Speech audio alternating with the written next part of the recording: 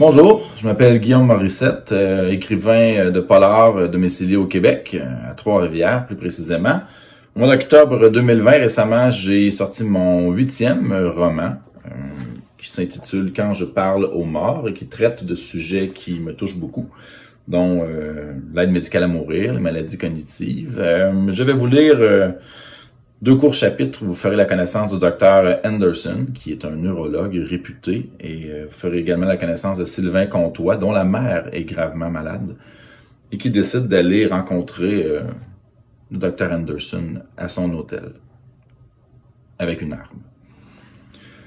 Le docteur Henderson était heureux d'ouvrir enfin la porte de sa chambre. Il venait de faire 2 heures de voiture et avait hâte de poursuivre la lecture de son livre en buvant un bon verre de vin rouge. Comme chaque fois qu'il quittait la maison pour séjourner à l'extérieur, le neurologue profitait de sa liberté. Il envoya un message texte, déposa la bouteille de vin et sa valise sur le premier des 2 lits et se dirigea rapidement aux toilettes. Le bruit de la chasse d'eau résonnait encore lorsque l'on cognait à la porte. Se demandant s'il n'avait pas oublié quelque chose à la réception, Henderson se pressa et ouvrit.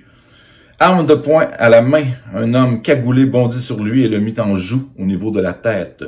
« Chut, docteur, chut. » Avant de pouvoir pu dire quoi que ce soit, Henderson se retrouva les mains en l'air, debout au milieu de la chambre pendant que l'intrus fermait la porte derrière lui. « Mais qui êtes-vous? » balbutia-t-il. « Moi, Sylvain, ou Sly, c'est comme vous voulez. Avez-vous un téléphone, docteur? »« Oui, pourquoi? » »« Alors donnez-le-moi. » Doucement, juste une main. L'homme agissait nerveusement, il respirait fort et seuls ses yeux bougeaient. De ses doigts, il demandait le téléphone. Henderson prit donc son portable dans sa poche et le lui tendit. « Merci. Très cool, Doc. On va le fermer si ça ne vous dérange pas, parce que ces affaires-là, il paraît que ça vous retrace partout, hein. Imaginez-vous? Fini la liberté. Moi, ça me fait peur un peu. Bon, vous direz que j'en ai un. Je ne suis pas bien cohérent. Asti que je suis pas cohérent des fois. Mais, maintenant, il est fermé. C'est comme s'il n'était pas là, hein. Pareil. Sly ferma le verrou de la porte et tira les rideaux pour cacher la vue aux curieux. « Qu'est-ce que vous voulez, Sylvain? » demanda poliment Henderson. « Pourquoi vous me menacez? »« Wow! Une question à la fois, docteur, voulez-vous? » Ça, c'est 2 questions. Allons dans la chambre de bain. Allez! Le neurologue recula pendant que Sylvain allumait la radio sur la table de chevet, l'arme toujours pointée en direction de son otage. Une musique résonna dans la pièce. Sylvain monta le volume assez fort pour couvrir une bonne partie du bruit ambiant. « Assis par terre, au fond, » ordonna-t-il. « Où ça? Là, à côté du bain. Appuyez-vous contre le mur. » Pendant que le prisonnier obéissait, Sly entrebâilla la porte, abaissa le couvercle en plastique et s'assit sur la toilette. Il défit le premier bouton de sa chemise. « Ouf! Fait chaud ici. J'espère que ça défoncera pas ce couvert-là parce que ça ferait un esti de bonne vidéo sur YouTube. Bon, vous disiez. Qu'est-ce que vous voulez, Sylvain? » Que vous êtes calme, docteur. Je suis vraiment impressionné par votre composture, en tout cas, votre maîtrise de votre vous-même. Je viens accomplir une mission, doc, et l'arme, c'est pour m'aider. Vous savez ce que c'est, ça? Il touchait le bout du canon. Henderson hocha la tête de gauche à droite. C'est un silencieux. Ça vaut cher. Ben, c'est relatif, là, parce qu'une fortune pour moi, c'est genre un souper pour vous. Ah, je suis pas fin, parce qu'en réalité, je le sais même pas. On pense toujours que les docteurs sont super riches, mais peut-être que vous avez un salaire de merde, tu sais. Si on calcule à l'heure, à vous entendre, c'est pas bien gros. Moi, je dis qu'il y a des bonnes chances pour que vous soyez plus riche que moi. Bref, pour en revenir à nos moutons, si vous criez, je vous mets une balle ici, menaça-t-il en pointant la cheville du spécialiste. Ça saigne pas beaucoup, mais ça fait mal en sacrement. En plus, c'est dur de marcher après ça. Et vous le savez, vous êtes docteur. C'est bon? Oui. Oui, mais qui êtes-vous? Vous êtes fou. Je vous connais, votre voix m'est familière. Pourquoi vous ne montrez pas votre visage? Le cagoulé sourit à la remarque. Ouais, j'avoue que c'est pas très poli, hein. Il retira le vêtement foncé et tenta de le laisser tomber dans la petite poubelle à sa droite, mais la cagoule rebondit sur le rebord et se retrouva sur le linoléum de la salle de bain. Shit! C'était vraiment pas bon, ça. Fou, docteur? Moi, peut-être. Mais je ne pense pas. Vous êtes médecin, vous me direz. Henderson ne pouvait y croire. Encore lui!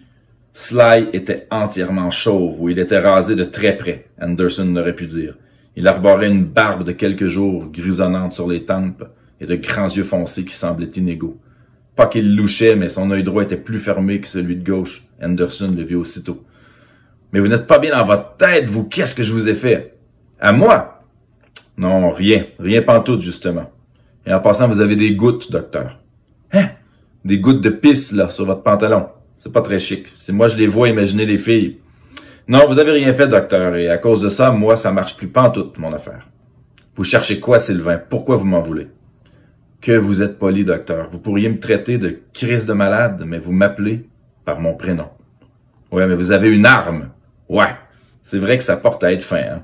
Sly contemplait le revolver dans sa main. C'est la première fois de ma vie que j'en ai une. Et j'aime même pas ça en plus. Ma mère, docteur, ma mère. Comment va-t-elle, votre mère? Comment est-elle allée, vous voulez dire? Corinne Pelletier est décédée, et pas de sa belle mort. Je sais même pas si Dieu a son âme, je suis incapable de lui parler. J'ai rencontré une médium. Vous saviez que ça existait, pas vrai? Elle est impressionnante.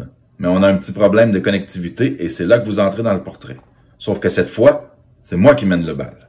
Ça va être plus efficace, vous en conviendrez. Anderson fronça les sourcils et se souvenait du dossier de Mme Pelletier. Il lui avait diagnostiqué une démence précoce. « Je suis désolé, dit-il. Elle est chiée, Doc. À cause de vous, elle a vécu trop longtemps. Et elle avait demandé le contraire. Qu'est-ce que vous insinuez? Que j'aurais pu tuer votre mère comme ça à votre demande? Je vous l'ai déjà dit. Jamais je n'aurais fait ça. Vous faites sonner ça comme une exécution, docteur. Alors qu'ici, on parle d'abréger les souffrances d'une personne qui n'a plus de qualité de vie. Anyway, je vais vous poser une question, docteur. Je vais la poser juste une fois, OK? Prenez le temps d'y penser, la réponse sera très importante. Ça a l'air comme d'un jeu à la télé, mais c'est pas tout à fait ça. Êtes-vous prêt? Je vous invite à continuer cette lecture. Quand je parle aux morts, Guillaume Morissette, octobre 2020, disponible chez tous les bons libraires québécois et bientôt en Europe. Merci beaucoup.